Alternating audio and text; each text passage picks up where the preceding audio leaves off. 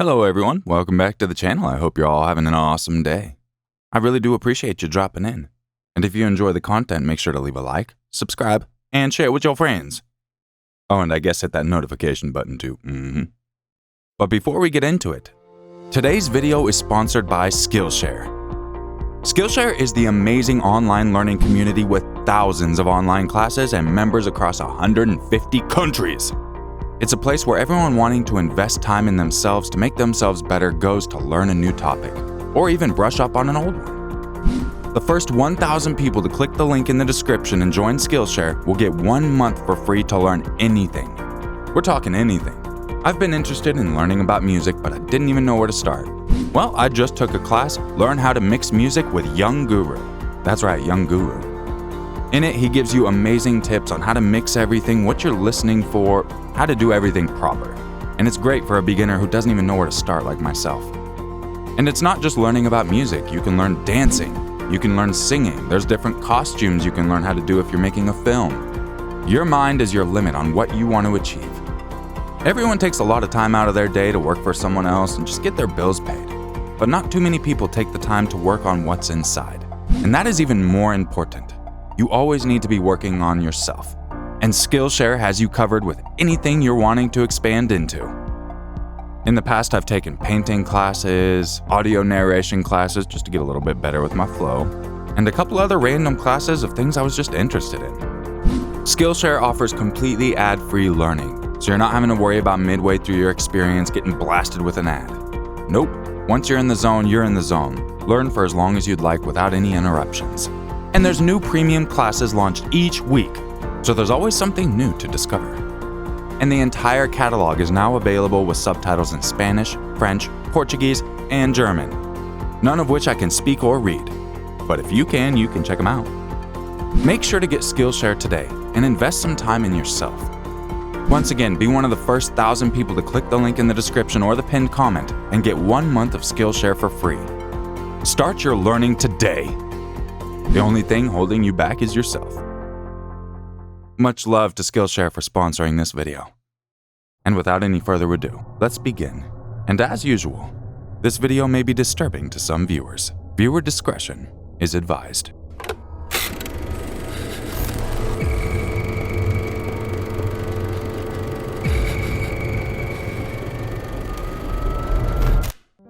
Le Mans is known for its 24-hour motor car race. But you will also be surprised that in France, Le Mans is also known for a horrifying crime that occurred in the French city. The crime was committed by two sisters, Christine Poppin and Leah Poppin. The two sisters grew up in a village south of Le Mans. Their parents' marriage was fraught with violence, which led to the children being abused and beaten. Their older sister, Amelia, even suffered sexual abuse from their father, Gustave Poppin, who showed more interest in his daughters than he showed for his wife, Clémence Dirci. When he was drunk, his perversions towards his daughters became monstrous. Thinking that Amelia was to blame for what Gustave did to her, Clémence forced her to join a convent. But as Amelia grew, her spiritual interests flourished and led her into becoming a nun and spending her life in a monastery. In a way, the convent helped her escape Clémence's wrath and Gustave's drunkenness and perversions. Christine and Leah, on the other hand, ended up living in institutions. Christine initially wanted to follow in Amelia's footsteps, but Clémence wouldn't have it. She had other plans. She wanted her remaining daughters to work as maids so that she could live off of the wages. She had similar plans for Amelia and considered it a betrayal that Amelia became a nun. So when Christine and Leah were old enough to work, Clémence made them maids. She dictated what jobs they did and even made them quit jobs over money. But however many households Christine and Leah worked for, one thing was for sure: their bond was growing stronger. That's not to say the two sisters had a perfect relationship. Christine, who was Leah's senior, liked to bully her younger sister. Apart from that, their situation was difficult because they were part of the lowest class of French society. As if growing up without loving parents wasn't hard enough, As maids, the two sisters were always at the mercy of their employers. But in their suffering, and despite Christine being a bully and Leah being timid, the two sisters found comfort in each other. They did everything together. Once they visited a fortune teller who told them in a past life they were husband and wife. Some speculate that the Poppin sisters practiced incest. This would be proven beyond a shadow of a doubt later on. By 1926, the Poppin sisters were working as live-in maids at the Lancelin house. The residents of the house were a retired solicitor, Monsieur René Lancelin, his wife Léonie Lancelin, and their 27-year-old daughter Genevieve. One of their greatest fears in life was ending up in orphanages, where they were bound to be separated. So this was a dream job for them. Now they could live the rest of their lives together, even as maids. That was better than living alone in any institution. The conditions in the Lancelin family home were also miles better than anything they would have expected to get in an orphanage. The Lancelin family fed the Poppin sisters, clothed them, and paid them reasonably for their work. Léonie even put an end to Clemence's ongoing exploitation of Christine and Leah. She made it clear that the Poppin sisters deserved to keep their wages for themselves. Christine and Leah started to look at Léonie as a mother figure after that. But the truth is, Léonie didn't view Christine and Leah as family. The sisters were just maids. Worse, they were of a lower class. That's why Monsieur Lancelin rarely spoke to them directly, and Léonie was provocative and judgmental too. She often scrutinized the work the two sisters did in the house. She would wear white gloves to check if the sisters had dusted the furniture properly. And she never missed an opportunity to insult Christine's cooking. What's worse is that she did this with handwritten notes. Like her husband, Léonie did not talk directly to the Poppin sisters. That was beneath her. She viewed allowing the sisters to have heat in their bedroom as an act of mercy. At the time, the two sisters were still speaking to Clemence, although the memory of how Clemence used them for their money was still vivid in their minds. After everything that had happened, it was a wonder they were still talking. It was not until 1931 that the relationship between the daughters and mother started to break beyond repair. Clemence could not handle the fact that she was no longer receiving their wages. She wrote letters explaining herself, and when Christine decided it was time to cut their mother out of their lives for good, she stopped replying. Things took a dark turn after that. One day in February of 1933, the Lancelin family had dinner plans, and knowing that they would come home late from dinner, the Poppin sisters took their time with their chores. Monsieur Lancelin was at a friend's place that day, and Léonie and Genevieve were out shopping. The plan was for them to meet at dinner. As the day wore on, the sky turned dark. At night, it started to rain heavily. Earlier that day, Christine had plugged in an iron and the fuse had blown, causing an electricity outage in the house. This was the second time this had happened that week. In fact, Christine had picked up the iron from a repair shop that very day. The fuse shouldn't have blown up again. At least the Lancelin family wouldn't be arriving until late in the evening, so there was nothing for the Poppin sisters to worry about for the time being. They were completely alone. They did not expect Léonie and Genevieve to return home from shopping, so when they did, Christine and Leah were not prepared to meet them. To make matters worse, there was no electricity. Léonie wasted no time in confronting Christine. She had had enough. When Léonie confronted Christine, Christine snapped. She picked up a jug and hit Léonie on her head. Genevieve then leapt forward to come to her mother's rescue and tried to stop Christine from doing further harm. That's when Christine became even more enraged. She screamed that they would now massacre both mother and daughter. Upon hearing the commotion downstairs, Leah quickly came down from the attic and joined her sister in attacking Léonie. When Christine told her to smash Léonie's head and gouge out her eyeballs, she abided by her sister's instructions. The siblings then turned their attention to Genevieve. Once mother and daughter were blind and helpless, the Poppin sisters mutilated them with a knife and smashed their bodies with a hammer. When they were done with everything they did, Leonie and Genevieve were unrecognizable. The sisters removed their bloody clothes and cleaned themselves. They then returned to their bedrooms as if nothing had happened. They lit a candle and waited. Meanwhile, Monsieur Lancelin was at his friend's house. When he returned home to fetch his wife and daughter, he could not gain access to his own home. Someone had locked the door from inside, and it was completely dark inside the house, except for the candlelight that emanated from the attic. Not knowing what to do, Monsieur Lancelin returned with his brother-in-law and police officers. One police officer entered the house through a window and found 2 dead bodies lying on the floor. The women had suffered numerous injuries, and it was difficult to recognize their mutilated faces. The carpet was soaked with their blood, and Leonie's eyeballs were found in her palm. The police officer then made his way up to the attic where the Poppin sisters were. He broke their bedroom door down and discovered them in bed together.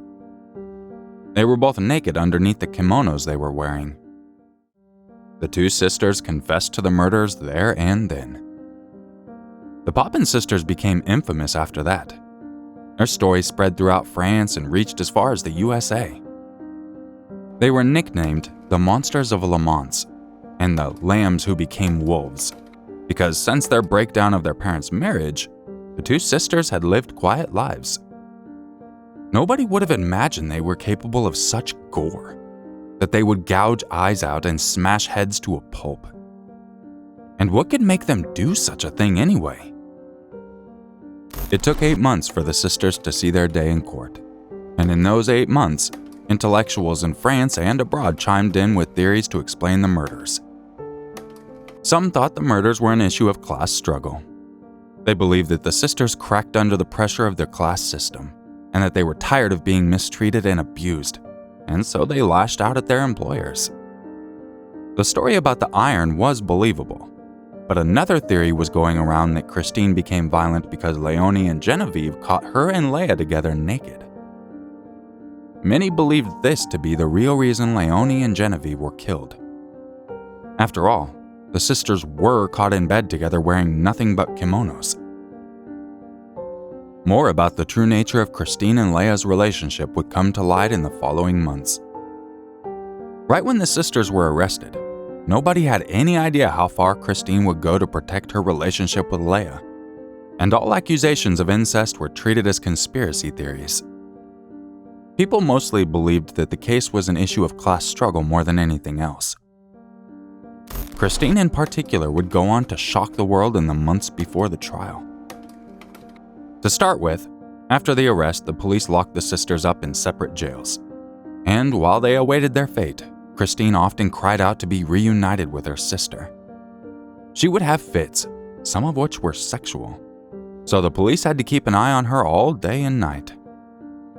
Her episodes became more violent and desperate until one day, she had hallucinations and tried to gouge her own eyes out.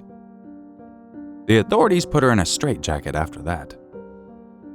On the one occasion the authorities relented and allowed Christine to visit Leia, she started to get sexual with her sister, and she became enraged when authorities separated her from her sister once more.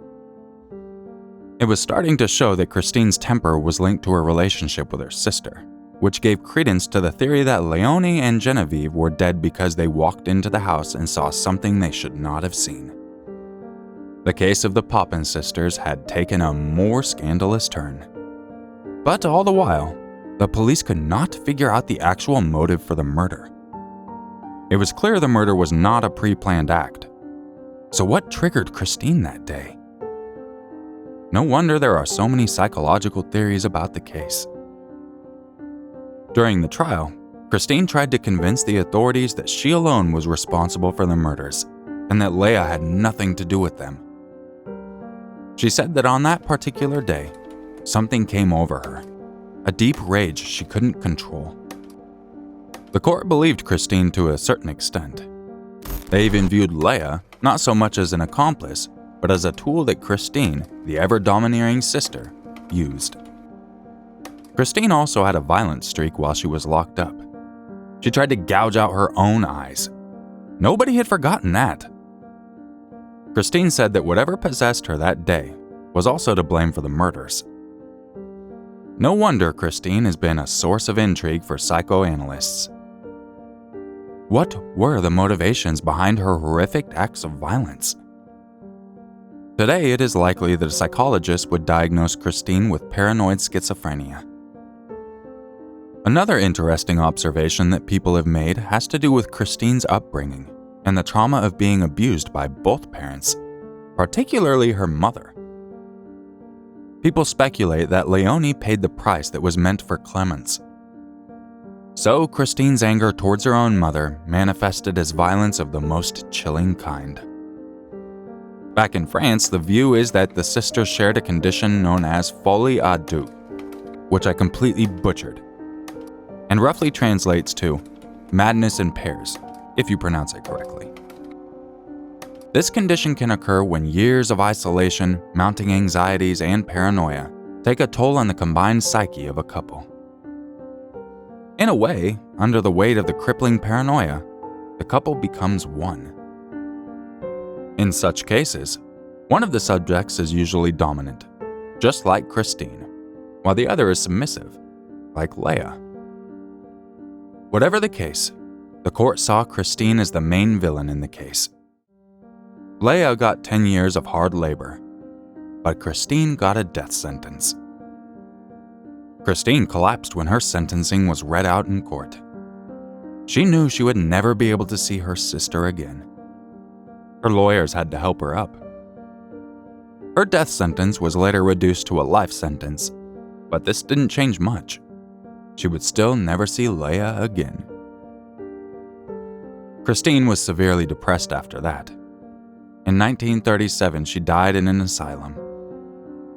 The official cause of death was cachexia, a chronic disease that leads to the body simply wasting away. As it turned out, being separated from Leah slowly killed her. Leah went on to only serve 8 of her 10 years in prison. She was released early due to good behavior. After that, she lived a long and quiet life under a different name.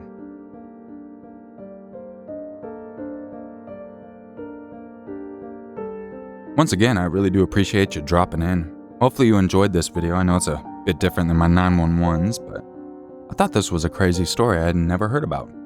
So if you all enjoy this kind of video, make sure to leave a like, subscribe, turn on your notifications, all that fun stuff.